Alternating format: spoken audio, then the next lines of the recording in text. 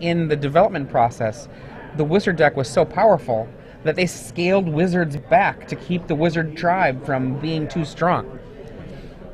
So here we have Alexander Lapping with the wizard deck on the left, and Josh Lossett, who I believe yesterday was playing black-blue poison. Today is playing... Oh, breakfast. Wow. Wow. So we've got a breakfast deck. Now, actually, for me, it's Josh Lossett, I think, is the sibling to Joe Lossett, who was playing the red artifact deck yesterday. So Joe Lossett. Here, real quick, Rashad. His name is Joe, I believe. It says Joe on this sheet. Okay, so Joe Lossett was playing the red artifact deck yesterday, and today what is he playing? Today he is playing breakfast. Now he's playing an odd form of breakfast.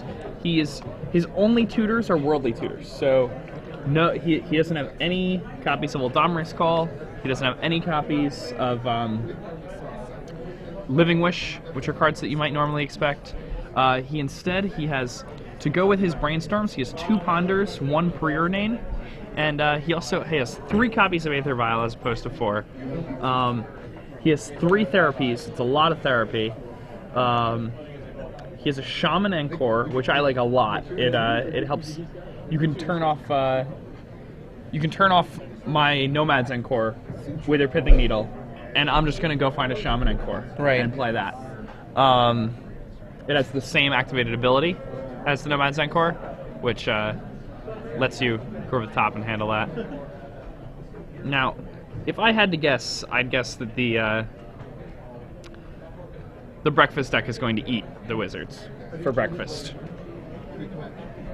But one of the things to think about, too, though, is, okay, so let's pretend that you're starting to go off, and your opponent hasn't countered what you needed to counter. He's untapped, and you just are like, aha, here I go, Kiki Jiki, I'm going to target my Sky Hussar.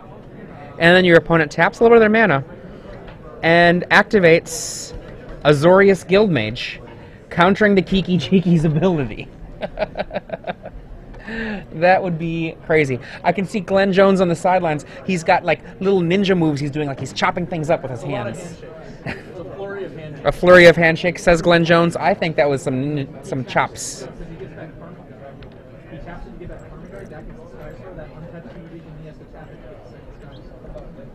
Okay. One of the things that's really cool about Legacy as a format, and part of the reason why it's one of my favorite formats, and perhaps my favorite format right now, is just the sheer variance in terms of like different archetypes. Archetypes are just so plentiful. There's so many different decks someone could play. Yeah, I mean, you can basically play whatever you want to. That's why this format's so good.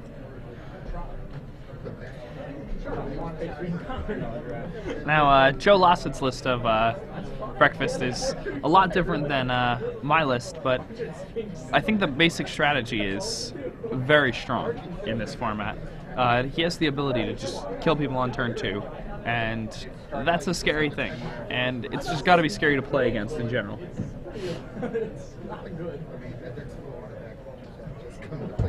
Now, Alex's deck is just hilarious. This wizard deck. Now, I mean, there are a lot of things that this deck can do well, though, and there are a lot of decks where he can handle things that most people could not. So, I'm excited to see how this works out. It does look like a budget list, but that doesn't mean it's not necessarily good. I can think of other budget lists that have done well in the past. French national champions playing Scalding Tarns instead of Terramorphic Expanses. Basically playing a budget list of yours. Pyromancer's Ascension. Or playing, I should say, the slightly barely beefed up version of your budget list. Here for Alexander, besides finding out about what's going on in the world from somebody, there can be some synergies that are in his deck that are just real. You know, like the ability for being slightly ahead and having a patron wizard lock out a game for a lot of people. Yeah, and I mean, that can happen. Patron Wizard is good. Now, speaking before, we were talking about Winter Orb. Decks like this used to when they were first being experimented with in the bigger formats, used to try to use Winter Orb as a part of what they would do as well. Alexander starts with the Aether Vial. Winter Orb seems like it's incredibly powerful with Patron Wizard. Yeah, it's really incredible with that. For that matter, Aether Vial is really incredible with Wizards as an archetype. Yeah. Vial v Vial. So both players have a Tundra and an Aether Vial in play, and they actually mirror one another. Ooh, days. That's just a shame. Now the board is suddenly different. But there's Alexander. still a Tundra and Aether Vial there. Alexander could easily put a Sage of Epityr into play at the end of his opponent's turn and get a preview of what's to come. Change it around a little bit. And the fact that he has fetch lands to go with the Sage, like, it's pretty That's good. real, You can- actually. Yeah, you can choose what you want off the top, and then you just shuffle the rest away. Sort of like the Halimar Depths sack land that happens in Standard fairly occasionally. Yeah.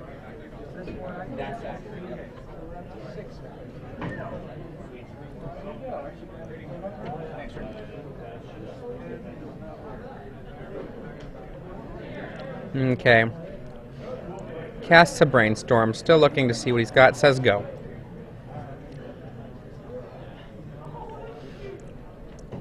Joe looks like he has a Force of Will in his hand. That Force of Will might not get much use with that Aether Vial in play.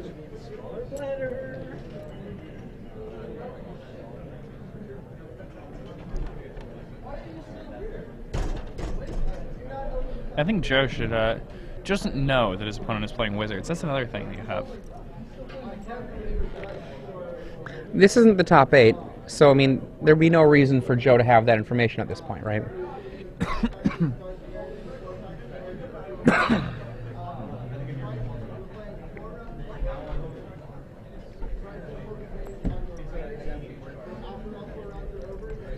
We get the second land from Alexander Lapping.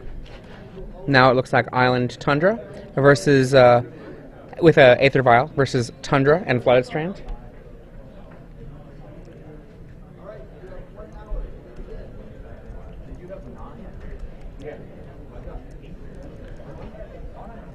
Yeah, the fact that Alex has this Wizard deck, like, people are probably going to be playing around a lot more counter magic than he actually has. Absolutely, Like, absolutely. people are going to be playing around Force. People are going to be playing around all these things, and he doesn't have any of those. Like, he has Days and no Force.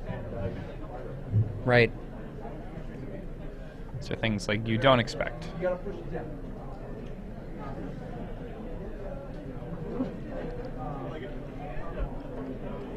So Joe gets to play his Trop, and let's see what he decides to do here. Spell Stutter Sprite. See if I can holler and get that started for you. And just putting it out there for value. Yeah, I mean, The other thing about putting out a Spell Stutter Sprite is you kind of communicate to your opponent the idea that you are an entirely different deck. For now, I mean, he's going to think that he's the old extended blue Wizards deck. Yeah. Of the day. If you'd like to get started on that right away, please come out to the second stage and we'll get you going. Puts into play a Mirror Entity oof. and goes for the beatdown. Oh, he's on beatdown plan. Joe Lossett's like, what the hell just happened? Like, everything was fine. The world was okay. If I were Joe, I'd actually be pretty ecstatic at this point, just because of the fact that my opponent's tapped out. Says, here's a turn for me, and I can maybe put a lot of stuff in the graveyard. Yeah, and I mean, if he... Okay, so... If he knows his opponent isn't playing Force, he should be able to win right now. The game should just be over. On an average draw, of course, we don't know what's in his hand exactly. Look how he's got a smile on his face. What's that going on over there? Don't know what to think right now. So what he would want to have here is the Illusionist and an Encore. Yeah, did he draw his card for his turn yet? Says go. That is scary. says go. The possibility to threaten for 8 damage this turn. Yep, there it is, the possibility for 8. And Alexander Lapping has already shown his willingness to go aggro. Here they come. 4-4 and 4-4. Jeez. Mirrority. He's got some beef. This is awesome. Now, a deck that I actually tried to work on a little bit for Legacy was a Lin Civi deck that played Training Grounds and Mirror Entity. Nice. And, Training Grounds is very good with Rebels. It's also very good with Mirror Entity. Worldly Tutor from Joe resolves. He starts looking for something. One half of the combo, whichever one he probably doesn't have already. Hopefully, it's only one half he's looking for. Yeah. It'd be pretty odd if he needed multiple halves of the combo.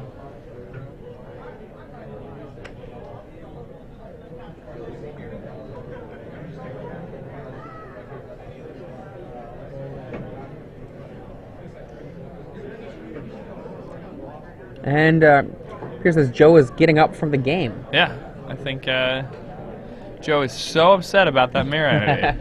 I imagine it might not be surprising that he's consulting with a judge, having to ask a question. Yeah, he's probably like, I wouldn't. Like, once I see a mirror, mirror, easy to be confused there. Once I see a mirror entity, I would be like, okay, so what if my opponent has, and then I might come up with some card. And be like, what if my opponent has Vendilion Click? Can he do this if he does this with the Aether Vial? I mean, you're just taking a moment to think about the possibilities that could come out of a deck that clearly is running strange cards. Yeah, I mean, a Mirror Entity is not something you expect. Right. You know, like, yeah. And it's just, especially like when you, like, what if he taps out? What if he plays Brainstorm before he combos? Mm-hmm. And then he taps out for the last combo piece, and his opponent vials in a Patron Wizard and counters it. Right, and as we suspected, our information from the wise guy on the street, Rashad Miller, is that he's getting a check on the card wording, and oh, there's something else. Well, we'll find out as soon as we find out what is what's happening. To mean about Rashad? That he's the wise man on the street. What are you talking about? The street? That's about. I don't know, man. All right. Joe is it looked back like an at the encore table. to me. And okay, so Joe goes and finds a Nomad Encore. Yep.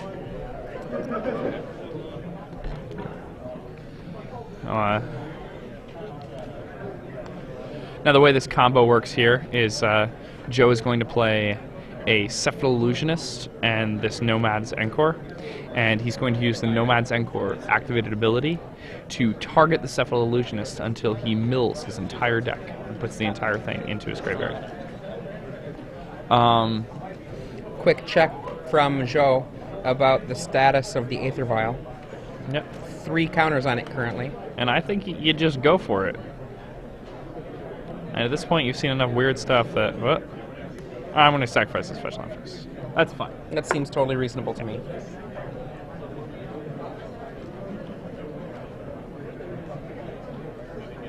To see what he finds here. He's probably just going to want a second white source so that he can replay it if something happens. Or, I mean, you never know. Maybe he has a Therapy in his hand. He's getting a source for it, just to do the checksies, see what's out there. Yeah, I mean, feel the waters. It's a good idea. And I think Alex is just dead. Yeah, Joe has a Therapy. Joe can just Therapy. He's probably going to Therapy naming Force. If Joe therapies, then Alex is not dead. Because, assuming that Alex has Patron Wizard, that is. That's true. Then, because the Patron Wizard would stop the possibility of a Dread Returns. And let's do the check. What you got there, sir? Do you name Daze or do you name Force a Will? I think, like, I know his opponent doesn't have Force in his deck, but there's no way he could know that. I would name Force.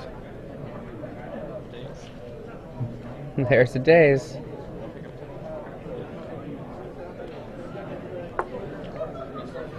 Now I've got to think, do I pay for this, or do I just let it happen and try to go for it? Well, he's dead on board next turn. He has to... No, he lost a land up. Oh, on board, you're right, you're right. yeah. He's still dead on board. 8 life. Thought he was a little bit... He sacked the land. That's where that life loss came from. On Nomads. 4.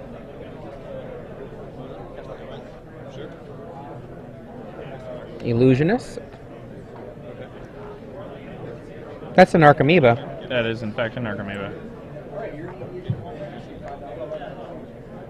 It's a mirror entity. Wow. Okay. It's like looking, checking, making sure that the world is not ended. He's presuming that Alexander does this right. He should lay the land, attack with everything, and be able to not win, but knock his opponent to 4. Which at that point you don't even have to spend any mana besides like 2 mana to make sure that the kill on the Narcomoeba happens. Yeah, now what he does is he uses the Nomad's Encore ability to redirect all damage. Yep. It's going to go the Nomad to the Narcomoeba. And then... Here's going to be a 2 mana activation. What does that do? Okay, it's going to make it so that his guy survives. And 2 mana to make sure that his own team survives. The kill is still there for another turn. Oh, 3 mana for reasons that remain mysterious.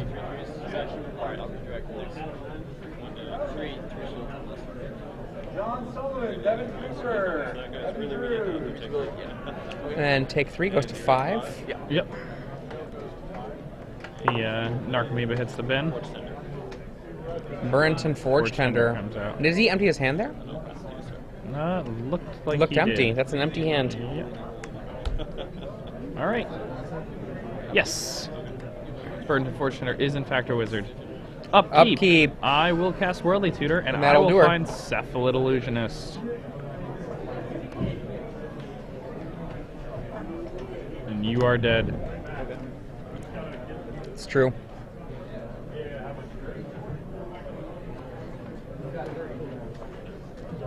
Again, for those of you who don't know how this deck wins, it uses the Nomad's ability to target the Cephalid Illusionist many times until your entire library is in your graveyard. When you do this, you mill yourself. This will put a few Narcomoebas into play. You can use those Narcomoebas to Cabal Therapy your opponent. And then you, after you've made sure that the path is completely clear, in this case his opponent has no cards in hand, so he doesn't even need to Cabal Therapy, he will sacrifice 3 creatures and cast a Dread Return from his graveyard with flashback. And that Dread Return will return a Karmic Guide to play. The Karmic Guide will then return a Kiki Jiki to play, which will tap and make a copy of the Karmic Guide, which will in turn put a copy of Skyasar into play, which will untap the Kiki Jiki, and then you create infinite Skyasars and kill your opponent.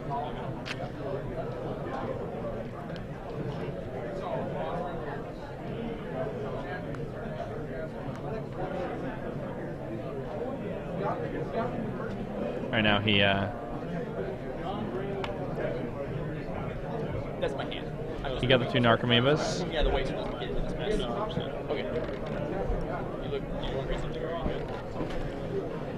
And for Alexander, what's happening from his perspective is just kind of a lesson in how this deck works. You know, hopefully he's using this opportunity to figure out his plan for the coming round, for the coming match, or for game 2. Can't speak.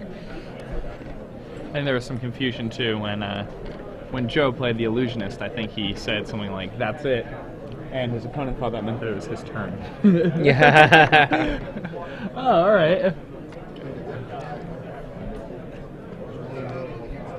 Yeah. It's true.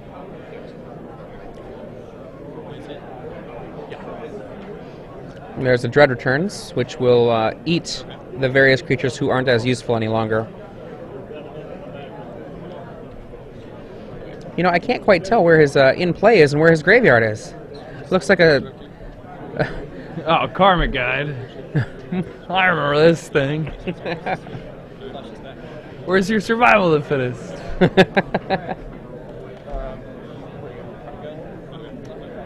Karmic Guide comes into play. Karmic Guide will return Kiki Jiki. Kiki Jiki comes into play. Kiki Jiki will copy Karmic Guide. Copy of Karmic Guide comes into play. Your Karmic Guide will make a Sky Hussar. Okay, what does this do? What does this do? Well, not forecasting it. It's just. It makes a lot. It makes a lot. So you know there's one Sky Hussar on the table? Well, now there's 2. And now there's 3. And so on and so forth. See, it keeps happening. I'll do it again. Copy it. That one. He'll untap him. Oh, man. Scratch, scratch, scratch.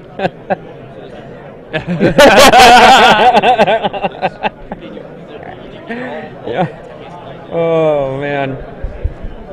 What does that do? Really? Really? This is so confusing. I had you dead next turn.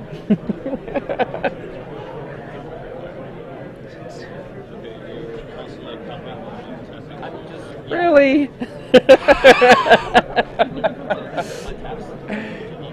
No, it doesn't work. You got him. Okay. It's actually not a real deck. You just solved it. Okay. Now, Now we're going to go to the sideboard where Alexander Lapping has 4 Force of Wills. ooh, the Forcer on the board. Yeah, the Force of Wills apparently are for when he actually has to fight somebody over important spells. He also has Stern Protectors? Stern Proctor. Stern Oh, Proctor. Proctors. Okay. Yeah, I didn't know it. Yeah, I know it's Stern Proctors. I thought it was Stern Protector, and I know it. I just didn't know. So besides Force of Will, the other relevant cards that I think Alexander Lapping has in his sideboard are Relic of Progenitus and Torment Script. Yeah, that was confusing. Now, conversely, Joe Lossett Has Abeyance, which is kind of like a cantrip Orum's Chant. Yep. It's a pretty good spell when you're trying to protect your combo. He has Lawan. He does. He has a Cephalid Empress. And what's so crazy is that from what he saw from his opponent, he saw like more than half white creatures. Yep. Do you think he even brings in Lawan? Well, I mean, I think he might, just because a Lawan can still stop a Spellstormer sprite from coming to party. That's true. I mean, I'm sure Alex has not fought Lawans today. Maybe he did, but it seems very difficult for him to beat a Lawan. So, I mean, he has to fight Lawan the way he fights a lot of stuff with Aether Vial. yeah. That's very true.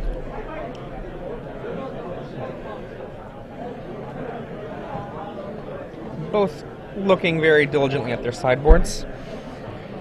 Yeah, I'm sure both of them have no idea how they're supposed to sideboard against their opponent. Well, you know, I bet you that Alexander is going to first off start with getting rid of his Burn Turn Forge Tenders and just swapping them straight up for Force of Wills. yeah. And then he's got 5 cards to figure out. Because, I mean, he saw his opponent's graveyard strewn across the table like a tornado had just come through. He knows So everything I'm that's in that. sure that there's going to be, not only that, I'm sure he's going to be aware that the graveyard is worth attacking. He's got 5 anti-graveyard cards, so... Now, one of the questions is, does he recognize that Azorius Guildmage has an ability that is going to stop the Kiki Jiki? I mean, it doesn't seem like a very good way to stop it. That's still pretty good. You get an Azorius Guildmage in play, and then the combo can't go off. That's true. I mean, you could still just put something gigantic into play post board, right? Doesn't True. he have the ability to do that? But remember, Azorius Guildmage can tap down something really huge, right? You're right. So that's both sides. Sorry, skill match is pretty good. You know, Of course, like, the thing that's- is, this deck can win on turn 2. This is true. No. You're just trying to be a killjoy. No, I swear, I'm not trying to... I mean, Alex's deck post board isn't that bad. He has 3 relics. He has 2 Tormod scripts. He can handle this onslaught. These are 2 of the most interesting decks I've seen in a long time, though. It's awesome to watch these 2 players like fight each other at 4-0. Again, this is Jacob Van Lunen, and I'm here with Adrian Sullivan. Hello. And we're in Los Angeles watching the Star City Games Legacy Open. This is round 5, and we're covering a match between Alexander Lapping and Joe Lossett. Joe Lossett is playing Cephalid Breakfast, a deck that I really love. Alexander Lapping is playing Wizards, a deck that Eric Pallone, a friend of mine from New Jersey, really loves. And I think that Sam Black really loves Wizards as well. I'm pretty sure that Sam Black has more than on one occasion tried to put Patron Wizards into, I think he did it for a Grand Prix. Grand Prix Columbus, I believe, was a attempt to win with Wizards. I might be getting that wrong, but I know that I've seen Sam Black with Patron Wizards sleeved up. I mean, if Patron Wizard is good, Patron Wizard is definitely one of the most fun cards ever. Oh, I love that card. Well, the thing is if you love Patron Wizard, you are just a born Stasis player. You just don't know it yet. I don't know. I don't know. Patron Wizard's like funny though. Stasis is anything but funny. Stasis has funny art. It does have funny art. It's true. That just made it like more frustrating, right? Oh, yeah, okay, they're like stick figure clowns riding a seesaw. And I can't play any spells forever. You know, like what Stasis' art says to you is that you're not playing Magic anymore. Okay, back down to the looking at the opening hands. Joe seems satisfied with his hand. And Alexander Lapping starts off with the sacking of a either Scalding Tarn or Misty Rainforest. Gets a Tundra. Sage of Epityr. One can only hope. Or no? Maybe he, Joe is not going to expect this Sage at all. Boom. Curse Catcher. That's like a little bit better. A little bit better than Sage of Epityr.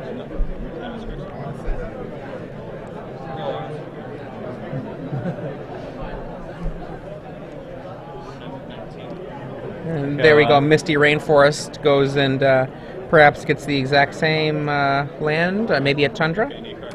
Ooh, I just thought, I mean, Mutavault taps to counter spells from Patron Wizard. Oh my god. That's pretty cool. That's exciting. Yeah. I didn't think about that one. Does he have Mutavault? No.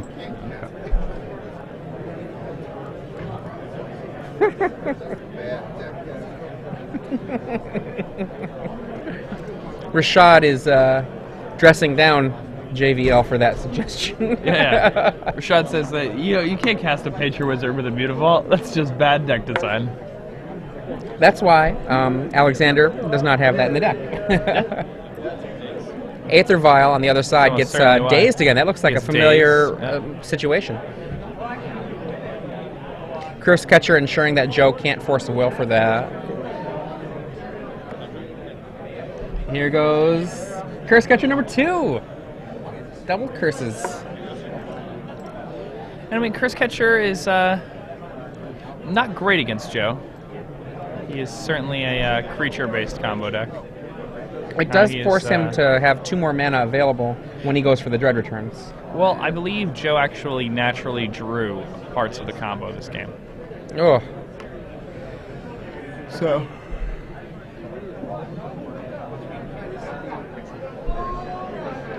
Alexander comes in. Attacks to 16. He's going to crack Joe down to 16. He's going to got play there? a Brainstorm main phase.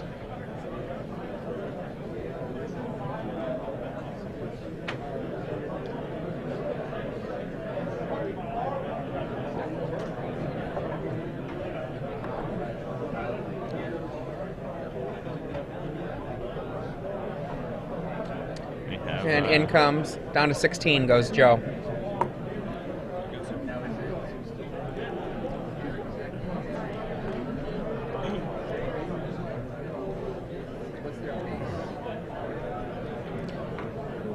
Joe thinks, then did he lay a land there or no? No, Joe hasn't played a land in like 3 turns.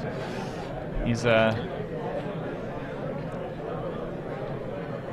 second land from Alexander.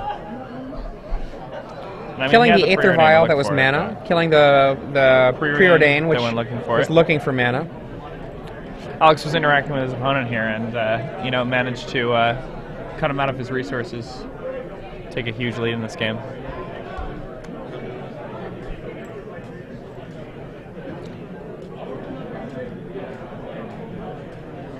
It wouldn't take very much effort from Joe to stabilize this beatdown, though. A land and a Cephalid Illusionist. Is Illusionist a 1/2 or a 1/1? He's a 1/2. Yeah, 1/2. Participants. Yep. A Squire is big enough to stop a Curse Catcher. It's true. Round 1 are now posted. Relic. Once again, round 1. Choose. And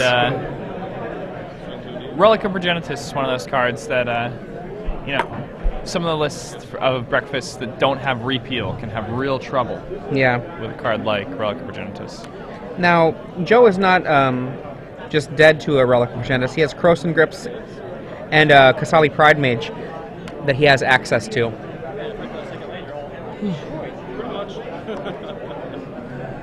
Ponder gets dazed. Triple daze. Oh my goodness.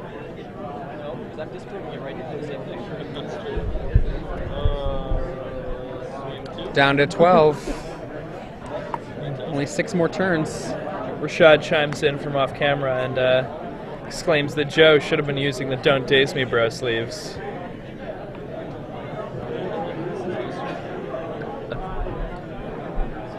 Alright, Joe rips a land, it looks like. Oh, he slow rolled it. Do you see how his face changed a little bit? Yeah. Huh? So once again, here at the Star City Games Open Series in Los Angeles, the legacy portion of the event. 2, if I'm understanding correctly, is this undefeated decks? Yes, both these players are undefeated. So 4-0, 4-0. On the left, Alexander Lapping playing blue-white Wizards. Players in EDH number 2. And Joe Lossett playing Cephalid Breakfast. Playing Cephalid Breakfast. It would be not too surprising to me if these are the only representatives of their archetypes in the tournament. At the same time, I could easily see there being 3 to 5 copies of Cephalid Breakfast as well. The Cephalid Breakfast is a deck that, historically, it does have a following. Some people just love this deck. And there's another Encore. We've got a Shaman Encore.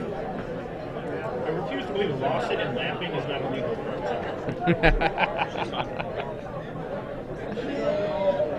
They could, maybe this is when they meet.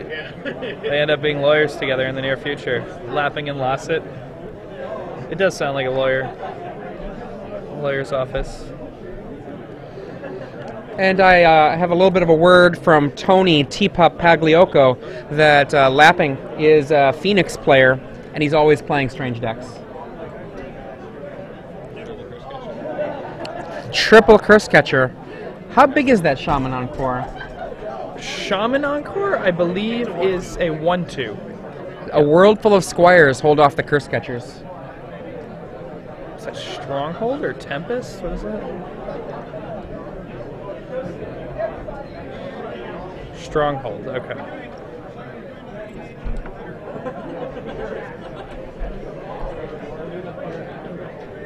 Brainstorm.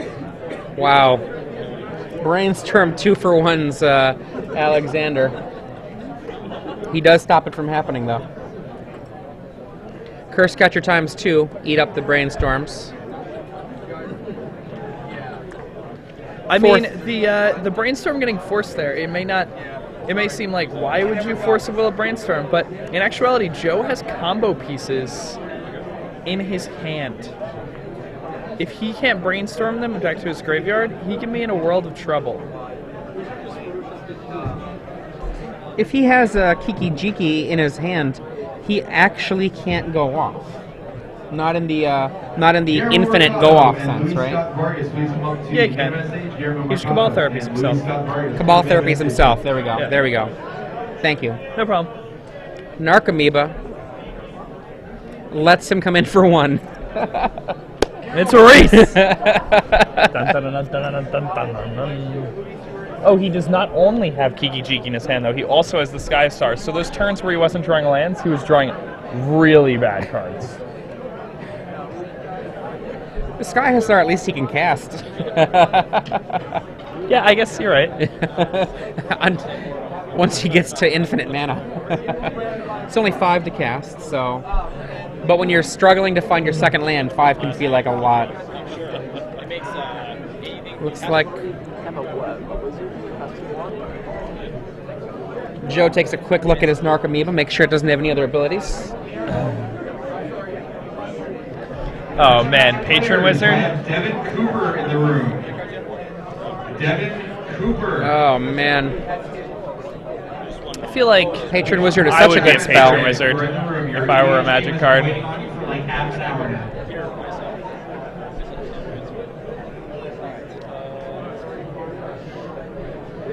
With the amount of land that Joe has in play, literally every spell that he casts gets countered if Lapping wants to counter it. Is that a Sage of Epicure?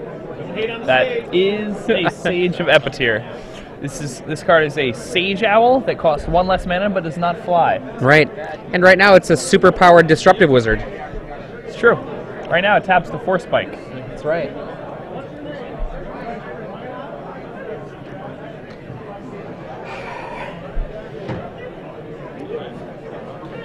And what do we have there? Is that a Scalding Tarn? It is a Scalding Tarn. That works pretty well in Sage of Epicure. Right. Gets the Halimar Depths Scalding Tarn effect.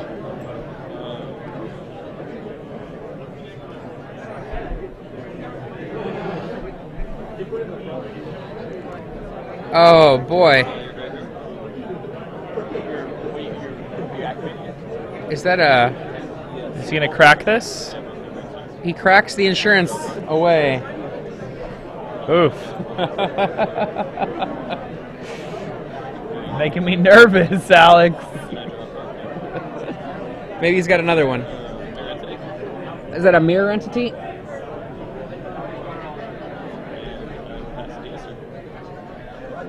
He's concerned with the kill now. That's what he wants. He's ready to go for it. 4 wizards does mean it's going to be hard for Joe to resolve anything of use. I mean, he's stuck on 2 lands. He's out. They're going to Game 3 for sure.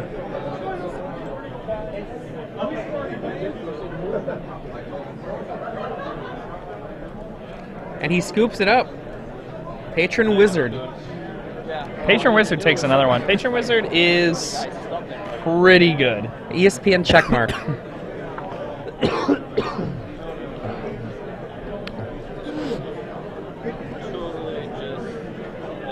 Joe had some mana problems there. He had some untimely draws with key combo pieces in those spots.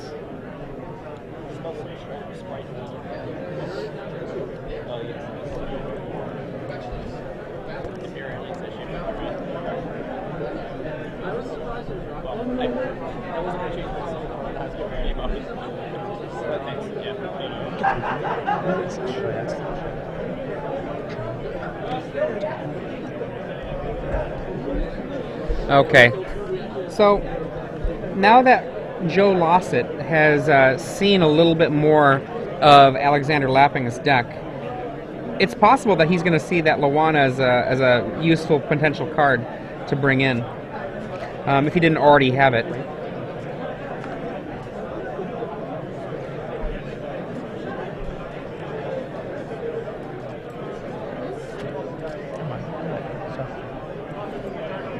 You know, interestingly, there just really aren't very many. There aren't very many cards that Joe Lossett has available to him from the sideboard. He's got a much more powerful main deck, I think. But he's got a much more powerful main deck, I think. But I do think that he doesn't have very many sideboard options.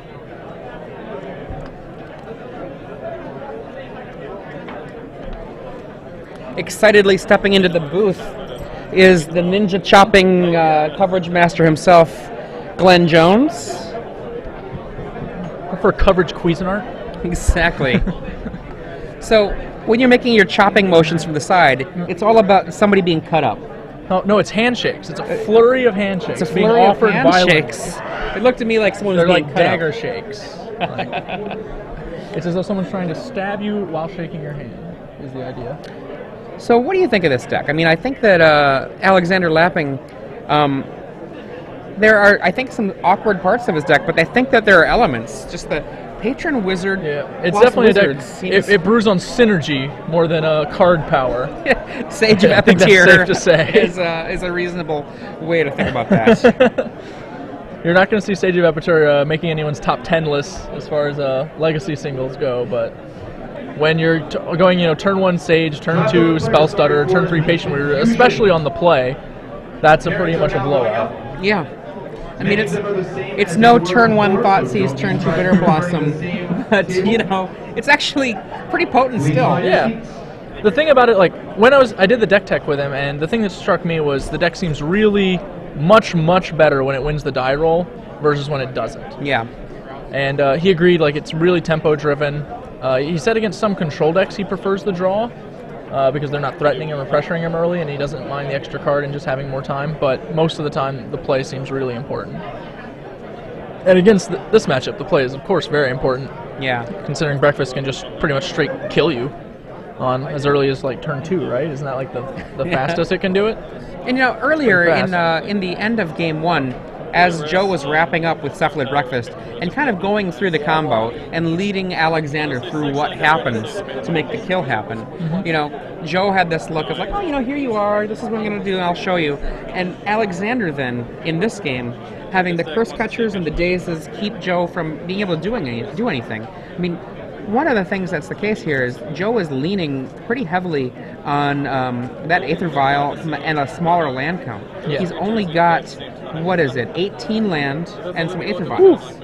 So when he had his Brainstorms and his Ponders and his Preordains all dazed, he just stuck there on one land, and then the Patron Wizard hit, and suddenly, even though he gets up to 2 lands, the Patron Wizard is just locking things out. A Sage of Epicure comes and tutors up I believe a Mirror Entity, and there we go.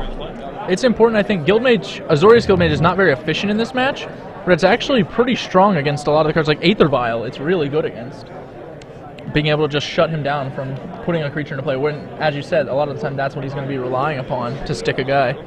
And of course, the main combo, an Aether Vial, can also disrupt that, depending on how exactly Joe tries to go for it. The conventional combo, it will accurately disrupt every time, so he has to get a little more inventive. Yeah, Joe definitely at the as he was sideboarding up there had that look of somebody that was like, oh, I guess that can happen to me. Yeah. Tropical Island comes out for Joe, and it's going to be paired with Aether Vial. Aether Vial. So you have the Force. Potential for a Force of Will. He has 4 Force of Wills on the board, and I see a Force of Will in the hand. Oh, he's almost certainly going to force this. I hope that he sees the It would Force as the probably best call here. Probably be a grave error to not do so. Players in standard winner box number 2, please report to the assignments area. Standard winner box number 2. Which valuable card will he toss? Sage of Epicure? Yep, here we go. I can't see the card. Can we get a read on what was discarded to Forcible from the spotter? Looks like Sage of Epicure, okay. Sage of Epicure is the... Days back counters there we the go. Force, and that's bad news. Losing your ability to actually interact with your opponent's game plan is so devastating for Alexander's deck, I think. He only has certain points of interaction that he's designed to even have an advantage in. Right. Now at this point, his interaction is going to be relegated to Swords to Plowshares and his artifact effects. I am willing to bet that it's possible he has Stern Proctor, which can bounce the Aether Vial, but I'm not going to say that it's likely that he has it. Well, he boards it in against Merfolk for that very reason. If he does, then if he already knows that, then he probably has Stern Proctor here. He probably does have access to the card. Relic of Progenitus is facing off now. Relic being his insurance policy as long as he's willing to hold back with it. Yep. Cracking. Gonna dig up one of his Tundras here, I imagine.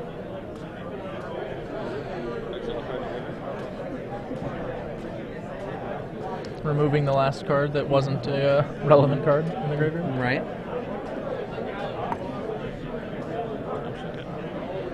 Now he cracked immediately, so he may actually have a Proctor here if he's going to make a play for this turn. I don't know what else. He could play 2 1-drops or perhaps a Vial of Azorius Guildmage. Or Azorius Guildmage.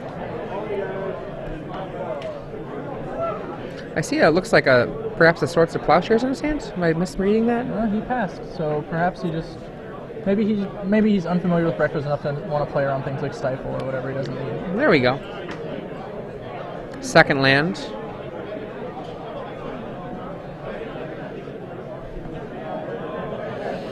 Alexander here is on the draw, and the days from Joe that protected the Aether Vial from Force of Will has put Alexander ahead on the mana count.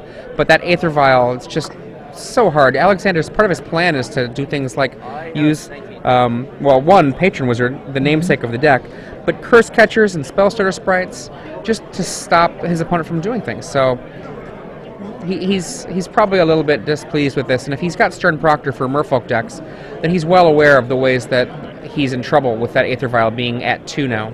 Certainly. He says go. Joe brainstorms. I think knowing that he can die out of anywhere, he's just going to try and keep one open for this relic at pretty much all times. That's a Is that Spell Starter Sprite? Yeah, it's the F&M Spell Starter Sprite. Gorgeous art on that card.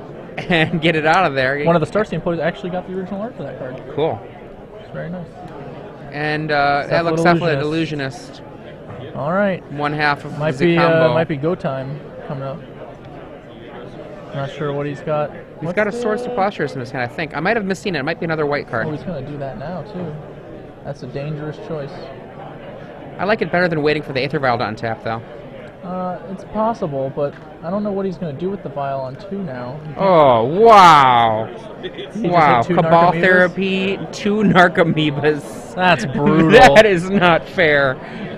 He literally just Ancestral Recalled his opponent for all intents and purposes. Well, that wouldn't go as great as could be. But the Illusionist is gone. That's cold. He's obviously not, out of it by any stretch. But oh no, he still has a relic in play, right? Yeah. It cannot be activated when there's no mana. That's very right. Tapped and no mana, he can't activate it. This is definitely a window for Joe. Does he have anything to actually do during this window? We're still during the end of turn, I believe. Yes, it's the end of Alexander Lapping's turn. He's probably thinking about cracking, and does he have a Worldly Tutor in his hand that he's contemplating? Or a Brainstorm? I can't tell what his 1-mana card might be. He's going to untap. Nothing. For now. I think that is a Worldly Tutor. Upkeep. Perhaps he wanted to get something that's not a tropical island, and that's why he's waiting until upkeep. Yep. Always important to manage your fetches. Tundra. Now he's got access to Hardcast. Nomad's Encore. Yep, the Nomad or the Shaman.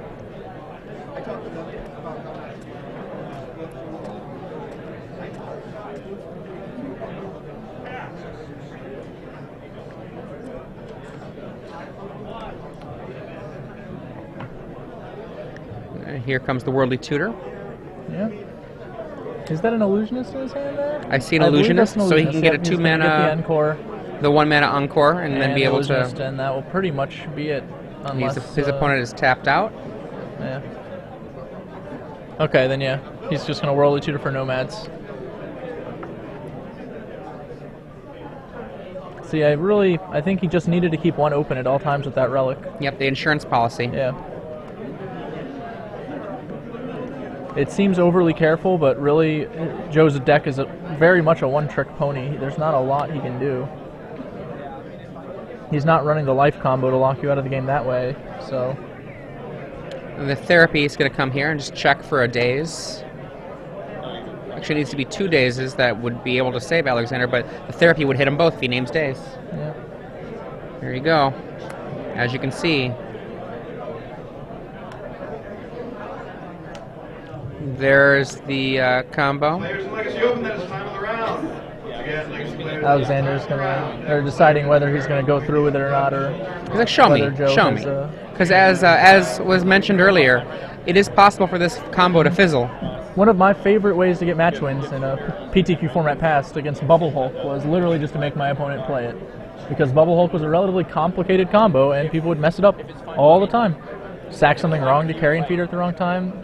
Same basic thing. Joe's explaining what he's going to do now, hoping to avoid the show, but Alexander, of course, has every right to ask him to just, hey, please kill just me. go ahead and show me. Just that's it. Just you show me. You know how to do it. Maybe your Sky Hussars in your hand. These things have happened before. He just put his graveyard into the library. That's not how that works. No, yeah. Yeah. The whole deck saying there was no last part. This is my library. Okay. Yeah.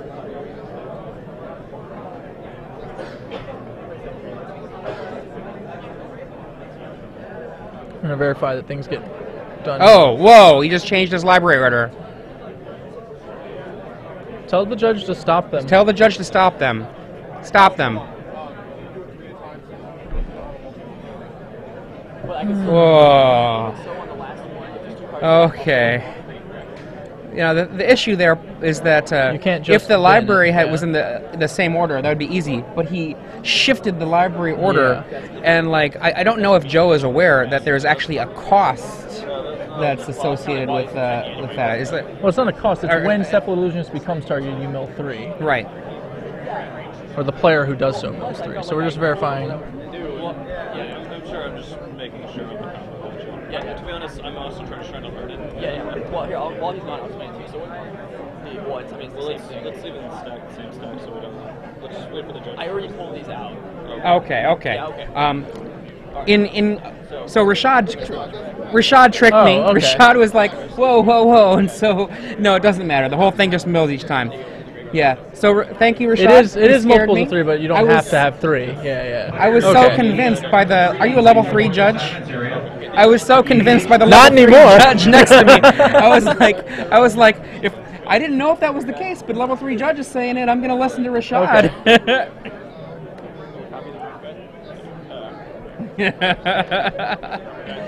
Okay. So Rashad's going back to pushing buttons. For that wolf crying alarm that I was showing, but I definitely got fooled by Rashad's concern. All right, and now we've And that's demonstrated it. that. Rashad's smiling face will Yes. be attacking in many forms. Exactly. Oh, wow. Yeah. God, if he really just needed to keep that relic open. Yeah. Oh well. One of the things I think a lot of people sometimes forget is that when you're playing Magic, it's not just your game plan. It's